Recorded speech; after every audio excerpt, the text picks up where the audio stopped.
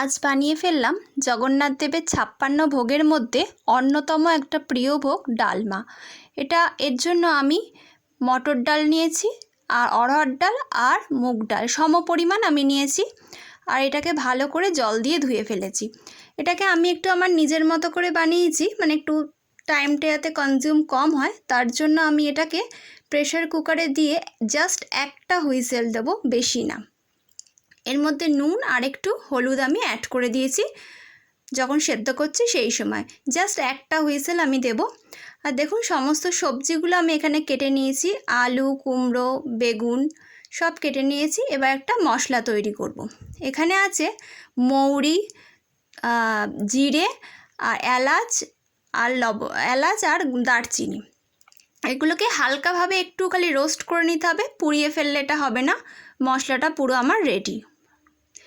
এবার যে প্রেশার কুকারটা একটা সিটি দিয়েছিলাম, দেখুন ডালগুলো পুরো চেয়েই আছে, কিন্তু জাস্ট একটু সেদ্ধ হয়েছে। তো আমি এই অবস্থায় ডালটাকে কড়াইতে নামিয়ে নিলাম, কেন সমস্ত সবজি দিয়ে আমি ডালটাকে আবার সেদ্ধ করব। তো যে সবজিগুলো সেদ্ধ হতে দেরি লাগে, যেমন আলু, কুমড়ো, এগুলো আমি আগে অ্যাড করে দিচ্ছি, আর এই সময় কাঁচা কলাটাকেও আমি অ্যাড করে দিয়েছি। এবার ঢাকা দিয়ে আমি এটাকে সেদ্ধ হতে দেবো।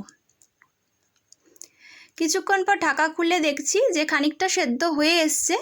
এই সময় আমি যে বেগুনটা আছে ওটাকেও অ্যাড করে দিলাম।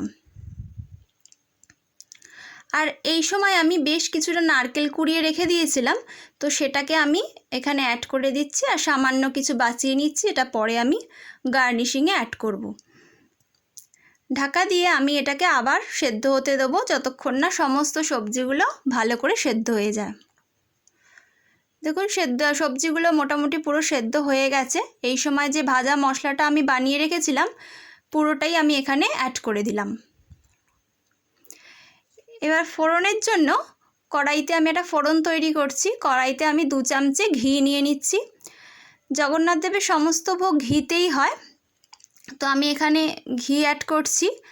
আর এখানে আমি অ্যাড করছি 1 চামচ 5 ফোড়ন।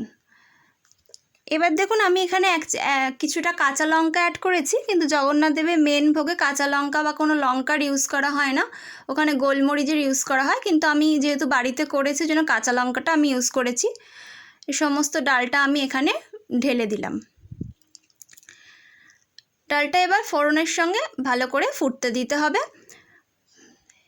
এবার আমি ডালটাকে ভালো করে যখন ফুটে যাবে তখন এখানে আমি চিনি অ্যাড করেছি, না নুনটা একটু কম ছিল বলে নুনটাকে অ্যাড করলাম, আর 1 চামচে চিনি অ্যাড করে দিয়েছি।